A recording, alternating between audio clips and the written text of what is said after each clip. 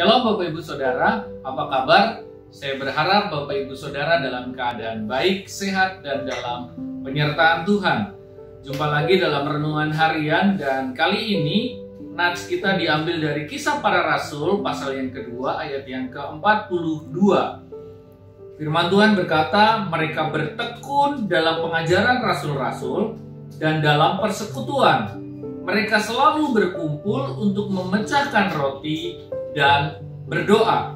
Nah, kisah ini dalam satu perikop dengan judul cara hidup jemaat yang pertama. Kenapa menjadi jemaat yang pertama? Karena ini adalah buah dari khotbah Petrus yang pada akhirnya begitu banyak orang yang bertobat, dan ketika mereka bertobat, nah di sini ada hal yang menarik karena kita bisa melihat bahwa mereka mempunyai cara hidup yang luar biasa. Diawali dari ayat ini, mereka bertekun dalam pengajaran rasul-rasul dan dalam persekutuan. Jadi mereka bukan hanya bertekun dalam pengajaran, tetapi ternyata di sini ada kalimat yang lain, mereka juga bertekun dalam persekutuan. Kenapa persekutuan? Karena begini, ternyata ketika Allah menciptakan manusia yang pertama, Adam, Allah berkata bahwa tidak baik manusia itu seorang diri saja. Ternyata manusia membutuhkan persekutuan. Selain persekutuan dengan Tuhan, ternyata Tuhan juga menempatkan manusia yang lain, diciptakannya Hawa, supaya manusia memiliki persekutuan juga dengan sesamanya.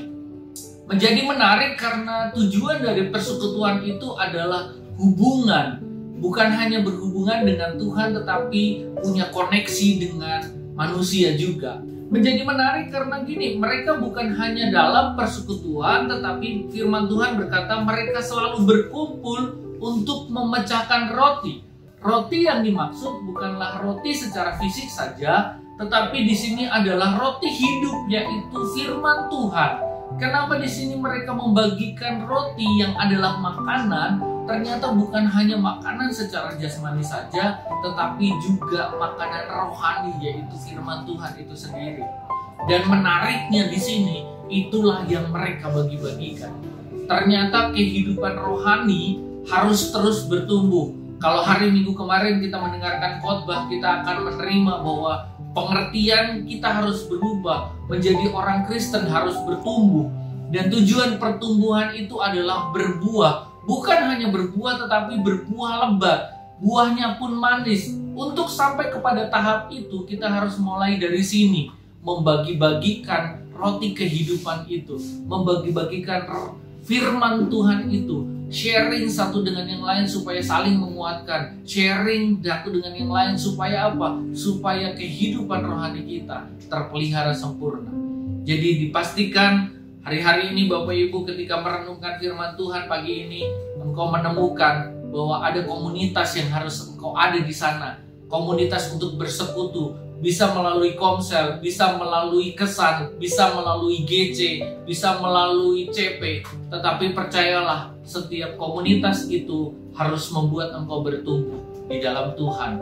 Kenapa? Karena kita butuh persekutuan.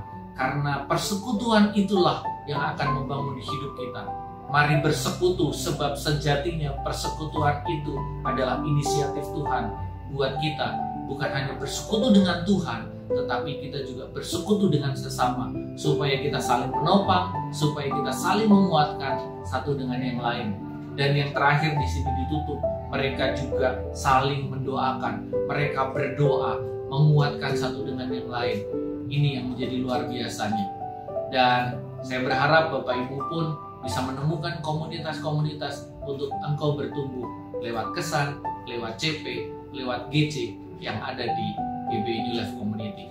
Tuhan Yesus memberkati.